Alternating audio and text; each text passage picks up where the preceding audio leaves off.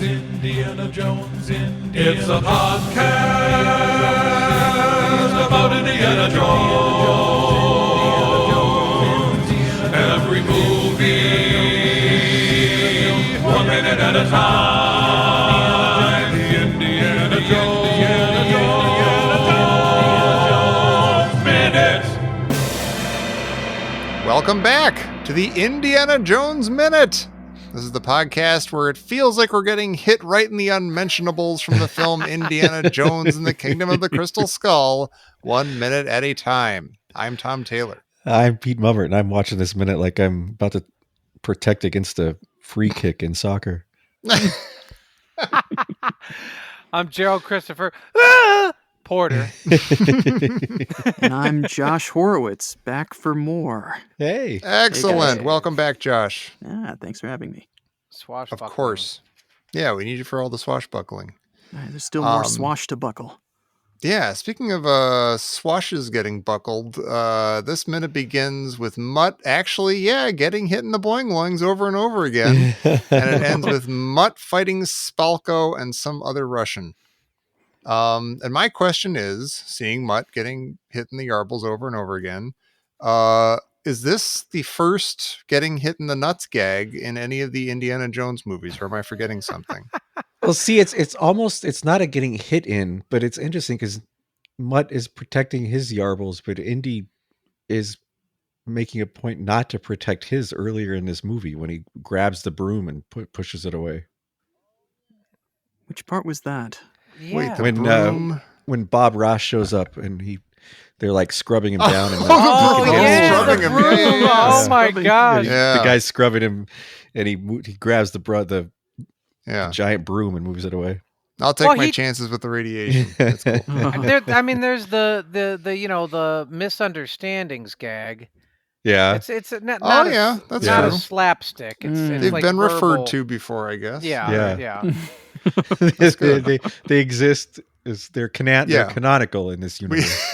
We know that saying canonical in that context is just awful. It sounds very crude. I should probably bleep it. Well, can I be the first to say that we have now Canonicals. officially entered Looney Tunes territory of the film?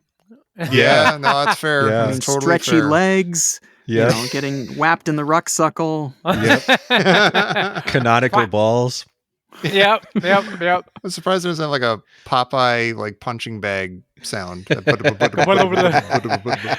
if you do listen to the sound he makes, I mean, it's very Arnold Schwarzenegger. You're like, It is, yeah, it's like He does. Well, that was my first your mask on Mars is cracking. The first noise of the minute is him doing that, like, yeah. Right. And I'll say the first can't ball blame him. thwap, I didn't laugh. I'm like, this is stupid, and Yeah. I'm not going to indulge this.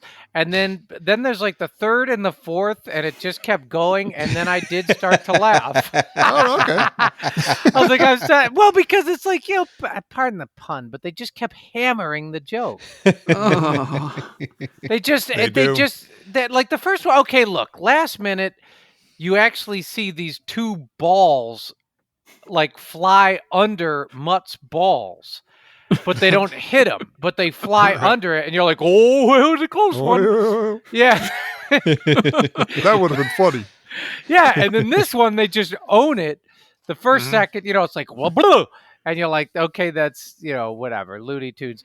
But then there's a scene where he is getting like, the speed punching bag over and over. Give it. And he reaches down. He like reaches down and kind of like forms his own human cup with his hand. Yeah. And it gets really blurry and like it makes all sorts of like, it's very much like a soccer or a football player, depending on where you live.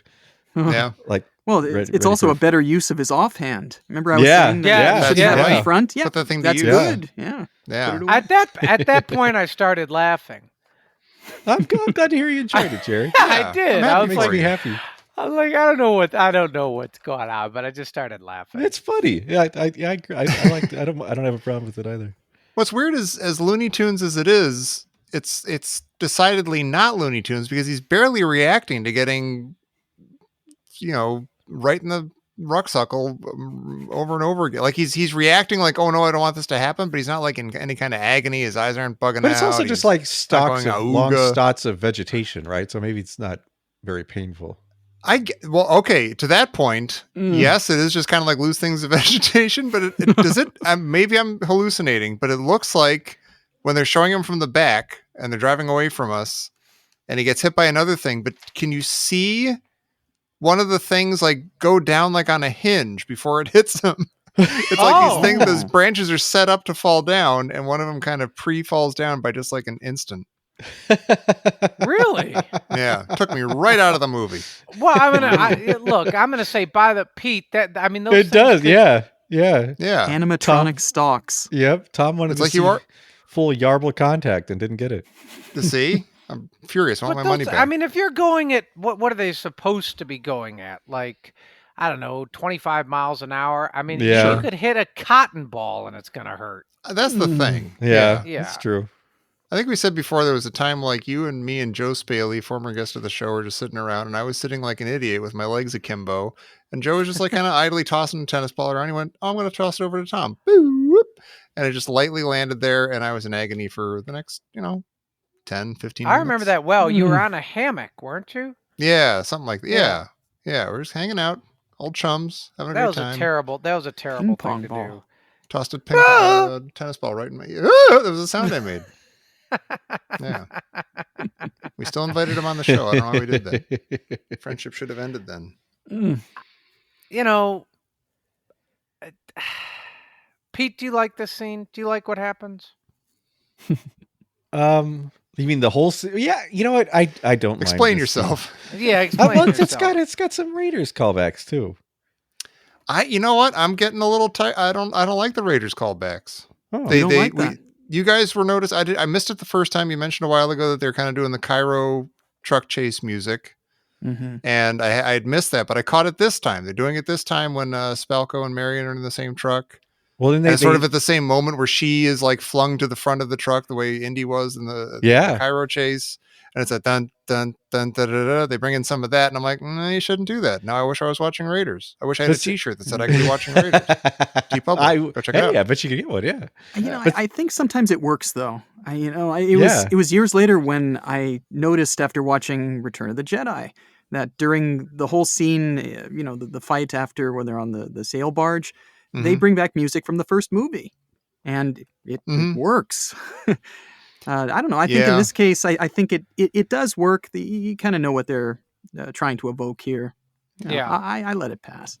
And you've got right. the moment here where Spalko ends up in Marion's car and they stare at each other for a moment, and it reminds me so much of that scene when Indy and the guy in the windshield have that little moment. And it's just like that moment of shock. Yeah. It's very classic Spielberg, like that moment of shock, and you're like, what's going to happen next?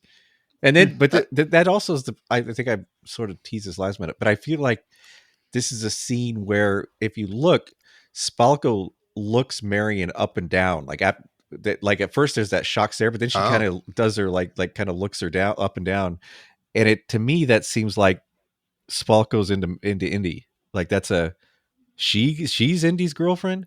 Oh, I thought you were going to say like, no, I'm in this truck with the lady. All right. Yeah. That might be a more interesting movie, but no, Yeah. but I see feel the like contrast between their hair definitely when they're staring at each other. Yeah. Oh yeah.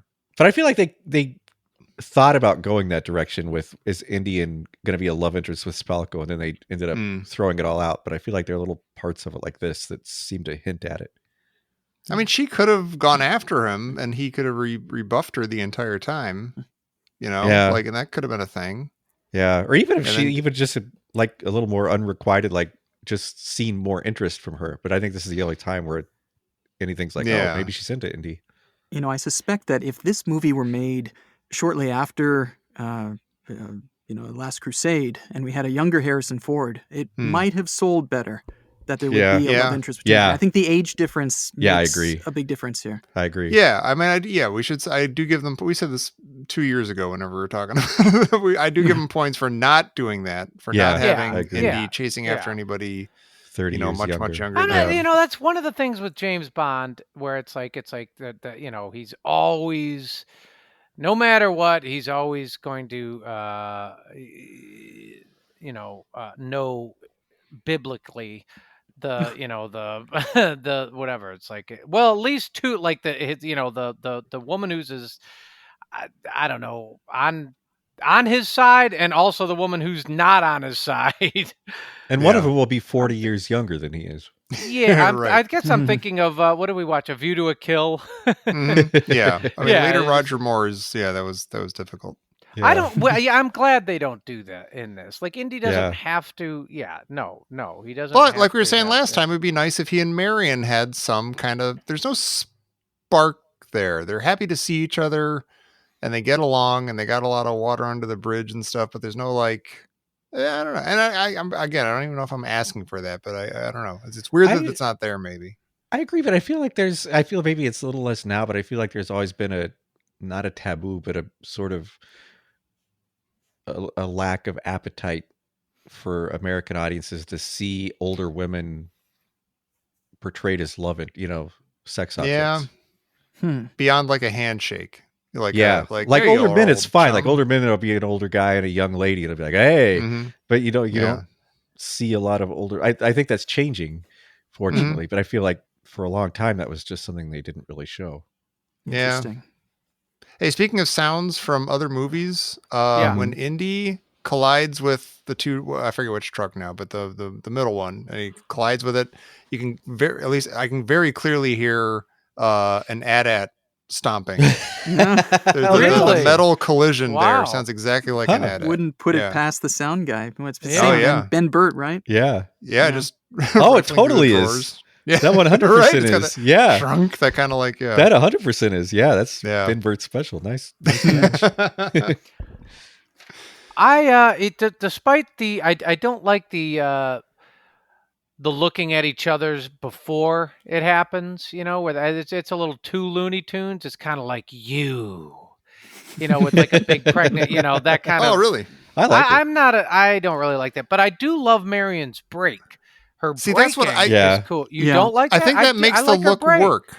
I think I kind of felt the same way. Like, oh, the look is going on too long and it's kind of weird. And why isn't Yeah. Marion doing something? But then when you see her break, I'm like, she might know exactly what she's doing as soon as she sees Spalko, and she's waiting for Spalko to like get up and do something, and then she'll slam okay. on the brake when she's off center. And yeah, maybe. And I like Spalko's. I like her. Hanging onto the machine gun too. That's solid. That's good. Yeah. That's solid. fun. And Yeah. and it brings a little bit of danger in there because it's just like it's like and you're like, oh my gosh. And Yeah. you don't see Marion duck at that point, and you don't see her again until like way at the end of this minute. There's like a weirdly long time where you're like, did she just murder Marion? Yeah, she's Oh my headless. god. That would have been sad.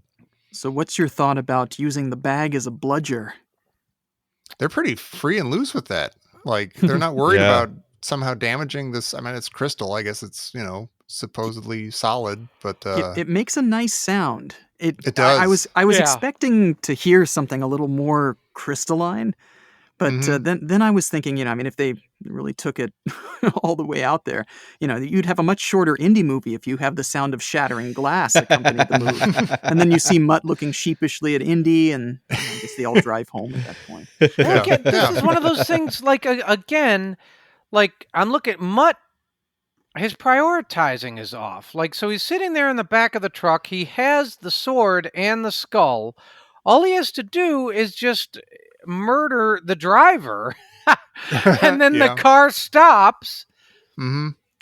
And I think because the car is on a track with the Indiana Jones ride, it's just going to keep Yeah. going no matter what. So it it's doesn't going to matter. keep going no matter. Yeah. Yeah, that's Yeah. fair.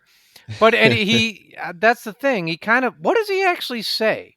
He says like it's like he's whatever he says it through like a stuffed up nose. He's You're like, like, "Yeah, "No, I've got the skull." It's like, Yeah, no, something it's school. Stupid skull. Yeah, maybe he can't talk anymore after his balls got. I can't feel anything. I'm dead inside now. he's chewing on his balls God, what? like it's mold. Stop it. I'm sorry. He can't. Yeah, I don't know. Here's a question that I have for you. I wanted to bring it up in the last minute. We saw that Mutt and Mom stuff. Talking, giving advice during the fight and everything. My question is this film? Could this be a glimpse of what an older Anakin in Phantom Menace could have been like? With somebody older, with Mom. Was that Lucas trying again? Maybe. Like, the idea that Anakin was supposed to be like a little bit older, like 15 Yeah. or something, or 17. Yeah. Yeah, maybe. I definitely like that movie a lot more. That would be like cool. if they do that, yeah. Like a 15-year-old Anakin. Yeah. That said, is Mutt too old in this one? That's a good question too. No, I kind of like Mutt the way he is. I like I like that he's kind of an adult, but he's still a bratty teenager trying to do his own thing. I think that makes for the good dynamic between him and Indy in the early parts of the movie. Yeah. You may be right. And I think I may feel be like right, if but it might not. Also, if he were young, I feel like the whole time you're going to be thinking, oh, he's just going to ditch him like he did Shorty. Yeah, well, how many times do we have to watch this happen? It's too much. And speaking of ditching I was him, disappointed that we didn't see Short Round. Oh yeah, With all the other Absolutely. cameos Yeah. that were happening. yeah. People keep saying like, "Hey, bring him back." We're never going to see Shorty again, are we? There's no way we're ever seeing Shorty. So sad. Like Indy's the way he's treating Mutt here is interesting because Marion is trying to protect Mutt and she's giving him fencing advice and she's trying to swerve the Jeep over to save him, whereas Indy is just like throw the bag. Yeah. Which it's not so much save yourself, do something. It's just like give us the And bag. he gets Mutt gets hit in the groin, and Indy gets really angry. And I think he's just like, because it's like, he's disgraced his the grandkids. family. Yeah, it's his That's grandkids. And it's just also like it's just like, that's an embarrassing thing to have happen. He Yeah. should not have gotten hit there. And Indy gets mad. He does. He does warn him that the guy's got a gun behind him. If like first he and Mac are yelling, "Hey, throw the skull!" They're like, "No, gun." Yeah. So he's looking out for him a little bit. Yeah, a little bit. Man. It's a good dad. It's a solid dad. And then we get that reaction from Marion. When we get the thing with the car back over there, she does a very good hi-yow. Yeah. She's avoiding the machine gun. Yeah. And then, but when she speeds up again, so she hits another car. So my question is Marion a good driver or a bad driver? It seems to be working out for her, but is that just failing upwards, or is she? No, Yeah, I think she's a great intentionally driver doing a good because job. when she first climbs into the front seat of that truck, she immediately looks down and starts shifting, and you're like, oh, she knows exactly how to drive. Oh, She's sure. a great driver. Yeah. Yeah. I have faith in Marion. Yeah. Yeah. Sure. I feel like That she one- could do anything she wanted. Like she's like Indy. Like you would expect her to do just about anything and be successful at it. She might even be able to land a plane. I know. We don't know. Yeah. That is a callback to Raiders though, like speeding the truck up to hit the other car Yeah. in front Yeah, of you. Right? That's Yeah. true. Yeah. Yeah. Gosh, that's a good movie. Holy smokes. Can we please watch Raiders after this? Well, speaking of Raiders, Speaking of Raiders, coming in over the wire. This just in from Professor Christy Porter. Did Marion go to college? oh wow. Yeah. Marion go to college? Wow, that's a good I don't think she question. Let's did. see. I mean, unless she went as an adult later on. Yeah, I don't Like think she after did. Mutt was also born or something. because of the year. When she like, was 'cause- dragged around by Yeah. Ravenwood, by Yeah, it's Abner. trinkets. Looking Abner. for his little bits of Yeah. junk. Yeah. I don't like well, my grandmother. maybe would have what been about if- the same age as Marion. And my grandmother was like the first woman to graduate from South Dakota State or wherever she went to school. wow. really. Oh. Yeah. You know, Although it's there are funny. tons of women in Indy's classes, There were. in Yeah. the 30s. So I don't know. But It's not I feel- impossible. Not impossible. Although we but I thought that feel was like kind it of was, anachronistic too, didn't we? Yeah. I feel like it wasn't as common. Yeah. My mom was the first woman, or well, in the first class of females to get their master's degree from John Carroll. She got her. Yeah, Nice. Yeah. that was, I don't know, 1954 or something. Was she on the rugby team? She was on the rugby team. Yeah. That means a lot. No, I think. I mean, maybe that time in Nepal was like a semester abroad. Right. Like Kathmandu State or like Yeah. Yeah. Maybe that was the whole thing. I don't know. She seems to, I guess. Well, so did what was it, Colin Williams? He was in the Air Force, was it? Right? Yeah. We don't know British anything. Air Force. Right. Yeah, we don't RAF, know yeah. anything about him outside of that. We don't know if she lived. I mean, so her dad obviously was a professor. I don't know. Maybe not. Maybe she's around. She seems to know a couple of people who are in that line of work. That Yeah. whole college Yeah. thing. I feel like she's very educated, but I don't know if she's self-educated or book educated. I think she probably got most of her knowledge from her dad. Yeah. Didn't she go to college in like the 60s and she dated Peter Riegert, but then he was a total slacker and palling around with his buddies all the time and getting drunk and pulling pranks and stuff. And then she did it with Donald Sutherland. And Yep. you saw his butt. Yeah.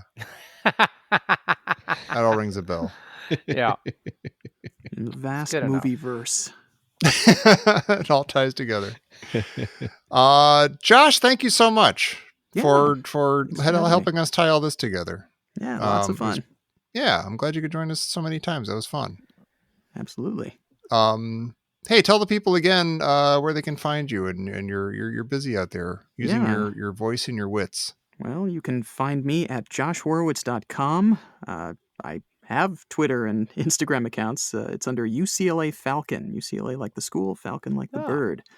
Oh, And I'm also got a couple other podcasts that I've been part of. There's 12 Chimes, It's Midnight. Fantastic. You can find them at 12chimesradio.com. And we're going to be having a new, brand new radio drama that we're going to be doing in hopefully the next couple of months. So look out for that. And awesome. of course, we did 5 Minutes of Trouble and 5 Minutes of Bonsai, where we discuss Big Trouble in Little China and Buckaroo Banzai, 5 minutes at a time, separately. Yeah, it was fun. Yeah. Those but are yeah, awesome. That's Yeah. it. I've been a big fan of all those. Thanks. Yeah, we were on a couple of those. Yeah. Yes, you were. Yeah. Well, everybody, thank you for listening. Find Josh at his various places, and you know where to find us right back here next week for minute 82 of Indiana Jones and the Kingdom of the Crystal Skull, right here on the Indiana Jones Minute. Stones. Stone. Gibbity. That's basically the whole minute, man.